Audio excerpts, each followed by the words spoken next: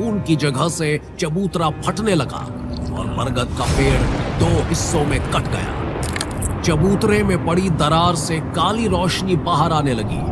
रोशनी के बीच से एक किताब सार्थक के पैरों के सामने आकर थम गई। उस किताब पर लिखा था नाग ग्रंथ। तभी उस किताब से एक नाग बाहर निकलने लगा। वो बड़ा भयानक नाग हुंकार लगाता अपने फन को उठाए सामने खड़ा हो गया। सार्थक की सांसें उसे देखकर रुक सी गई, लेकिन अचानक उस नाग का रूप बदलने लगा। उसका फन एक खूबसूरत औरत का हो गया। थोड़ी ही देर में उसके सामने एक अद्भुत आकृति थी। एक औरत जो आधी स्त्री और आधी नागिन थी। उस नाग कन्या ने अपनी मनमोहक आवाज में कहा, सार्थक, मैं नागेश्वरी हूँ, इस ग्रंथ की रक्षिका। और तुझे पता है कौन है तू? उसका फन एक खूबसूरत औरत का हो गया। सार्थक के गले से एक आवाज नहीं निकली। उसे तो समझ ही नहीं आ रहा था कि ये हो क्या रहा है। वो बस आंखें फाड़े उस नजारे को देख रहा था। तभी नागेश्वरी उसके करीब आकर बोली, तू है नागवंश का आखिरी उत्तराधिकारी, वो वंश जिसे मिटा दिया गया, लेकिन बचा रहा एक आखिरी रहस्य, नाग ग्रंथ। और तू सार्थक, तेरे शरीर में बहता रक्त साधारण नहीं है। तू देववंशी पिता और नागवंशी माता के संतान है। एक नष्ट हो रहे वंश की अंतिम आशा है, जिसका जन्म युद्ध की आंधी में ही हुआ है, और तू ही इस युद्ध का अंत कर सकता है। ये सब सुनकर सार्थक बस कांप रहा था। नागेश्वरी ने आगे कहा, सदियों पहले नागवंश को खत्म कर दिया गया। उनकी विष विद्या, उनकी सिद्धियां सब राक्षसों ने छीन ली, पर एक चीज बच गई, नाग ग्रंथ, जिसकी रक्षा तेरे माता पिता कर रहे थे। स्वयं पर खतरा देख उन्होंने ही मुझे इस ग्रंथ का रक्षक बनाया, और मैं इस जमीन में इस ग्रंथ के साथ सो गई। लेकिन उनके खून यानी तू, तेरे खून की एक बूंद ने मुझे फिर से जगाया है। सार्थक की आंखें उस लाल प्रकाश में चमक रही थी। अपने सामने हो रही इस घटना पर उसे विश्वास नहीं हो रहा था। माता पिता के जाने के बाद सार्थक के मन में अनेक सवाल घूमते रहे थे। जाते जाते माँ ने उस ग्रंथ का उल्लेख किया था, एक ऐसा ग्रंथ जो उसकी पहचान, उसके भाग्य से जुड़ा था। पर बचपन से अब तक उसने ना वैसा कोई ग्रंथ देखा, ना ही उसे ये समझ आया कि कहाँ ढूंढे, किससे पूछे। कई बार तो उसे लगता शायद वैसा कोई ग्रंथ था ही नहीं, शायद माँ की कोई अधूरी कहानी या बस सपना था।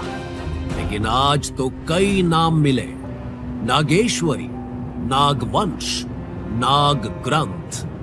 नाग ग्रंथ, ये तो माँ ने कहा था, पर मैंने तो उसे एक कहानी समझा। नाग ग्रंथ। सार्थक कांपते हाथों से ग्रंथ की ओर बढ़ा। नाग ग्रंथ काले रंग का था, सांप की खाल जैसे आवरण में लिपटा ग्रंथ, जिसकी धड़कन सुनाई देती थी, जैसे ये कोई किताब नहीं, कोई जीवित इतिहास हो। सार्थक डर और विस्मय से उसकी ओर देख रहा था, जब माँ की आवाज उसके कानों में गूंजने लगी, ये धरोहर है हमारे कुल की, तुम्हारा जन्म इसकी रक्षा के लिए हुआ है, वंश की रक्षा के लिए हुआ है सार्थक।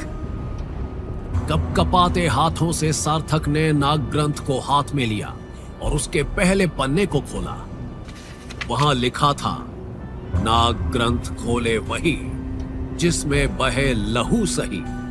सार्थक के हाथ लगाते ही पन्ने अपने आप पलटने लगे।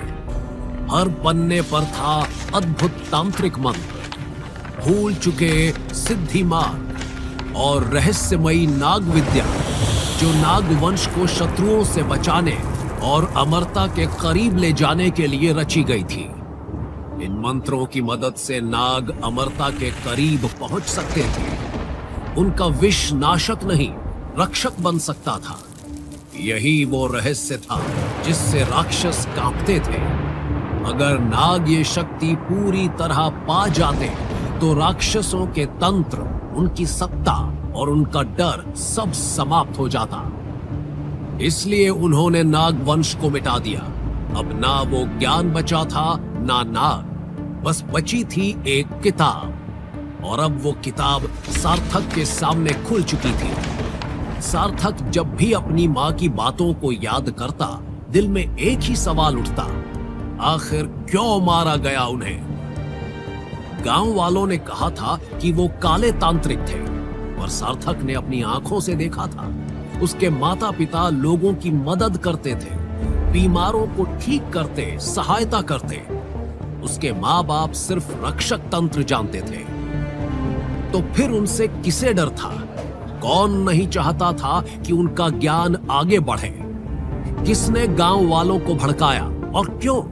सार्थक जानता था कि उसके माता पिता निर्दोष थे। उनकी मौत एक साजिश थी और अब उसके हाथ में थी वही किताब जिसके लिए शायद उनके प्राण लिए गए थे। सार्थक के मन में एक बड़ा सवाल कौंधता है। तो नागवंश मेरी विरासत है। क्या मैं इस विरासत के काबिल हूँ? क्या मैं माता पिता को न्याय दिला सकूंगा? लेकिन उसके पास जवाब नहीं था, बस एक भारी सा दिल था। तभी सार्थक के मन की उलझन देख रही नागेश्वरी ने कहा, जब भी तुम मुझे याद करोगे मैं मदद के लिए चली आऊंगी। इतना कहकर नागेश्वरी नाग ग्रंथ में गायब हो गई। सार्थक ने ग्रंथ को अपनी लकड़ी की पेटी में रखा और कसकर बंद कर दिया। उसने आज ये तय किया कि वो इस किताब को किसी को नहीं दिखाएगा, क्योंकि अब उसे समझ आने लगा था कि ये सिर्फ किताब नहीं, उसके भाग्य का दरवाजा था। सार्थक को अचानक याद आता है कि अंबिका जमीन पर गिर गई थी। सार्थक ने पलट कर देखा, वो अभी भी बेहोश थी। सार्थक घबरा गया। उसने अंबिका के पास जाकर उसका माथा सहलाया, धीरे से उसे उठाया। अंबिका उठकर इधर उधर देखती है। सार्थक को पीटने वाले आदमी नजर नहीं आ रहे थे।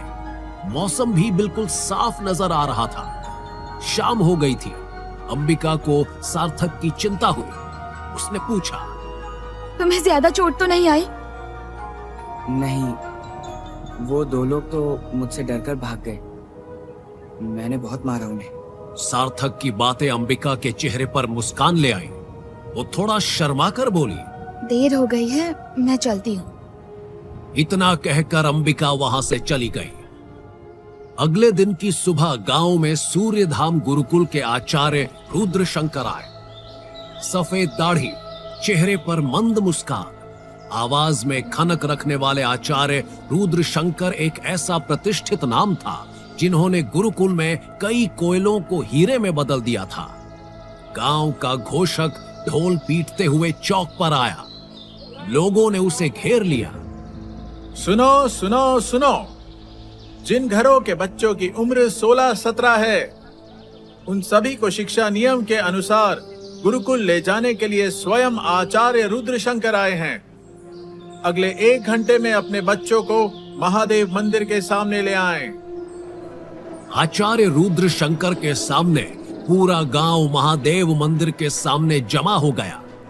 कई बच्चे रोते हुए तो कई खुशी से गुरुकुल जा रहे थे। बेचारा सार्थक भीड़ से दूर खड़ा था। वो गांव के बच्चों को गुरुकुल जाता देख रहा था। कुछ लड़के उसे चिढ़ा रहे थे। ए मनहूस, तेरी जगह गांव की गंदगी में ही है। कचरा अच्छे से साफ करना। तूने आज तक हमसे मार खाई है, आगे से दूसरे बच्चों से खाना, और जाते जाते मेरी तरफ से इनाम। इतना कहकर उस लड़के ने सार्थक की तरफ थूक दिया। आचार्य रुद्र शंकर की नजर टूटी बैलगाड़ी के नजदीक छिपे सार्थक पर पड़ी।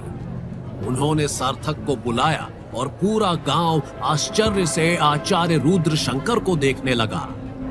जिस बच्चे को गांव वाले देखना भी नहीं चाहते थे, आज उसे खुद आचार्य ने अपने पास बुलाया। क्या नाम है तुम्हारा? जी जी, सब लोग मुझे सार्थक बुलाते हैं। अपना हाथ दिखाओ। सार्थक ने कांपते हुए अपना हाथ बढ़ाया। जैसे ही आचार्य ने उसकी हथेली पर बनी उस अनोखी आकृति को देखा, वो बहुत गंभीर हो गए और उन्होंने सार्थक से कहा, अपने जीवन को सार्थक बनाना चाहते हो तो चलो मेरे साथ। गांव के लोग चौंक गए। तभी एक आवाज ने उन्हें रोका। नहीं, यह अपशकुन है। उसके मनहूस माँ बाप ने इस गांव को कलंकित किया था। उसका बाप काले जादू का तांत्रिक था, अब उसका बेटा भी वहीं जाएगा। हे भोलेनाथ, ये कैसी घड़ी आ गई? पंडित क्रोध में वहां से चला गया। कुछ गांव वाले उसका समर्थन कर रहे थे तो कुछ चुप थे। अरे अच्छा हुआ जा रहा है, गांव की बला टली। भीख मांगता था, खुद से बड़बड़ाता था। अब गुरुकुल जाकर किसका विनाश करेगा पता नहीं। गुरुकुल का नियम सभी बालकों पर एक समान लागू होता है। हर किसी को अपनी प्रतिभा को पहचानने और उसे निखारने का पूरा अधिकार है। इसलिए ये बच्चा भी हमारे साथ चलेगा। आगे की कहानी जानने के लिए देखें अगला एपिसोड सिर्फ पॉकेट एफएम के यूट्यूब चैनल पर, और माय वैम्पायर सिस्टम के सारे एपिसोड्स को सुनने के लिए डिस्क्रिप्शन में दी लिंक से डाउनलोड करें पॉकेट एफएम ऐप।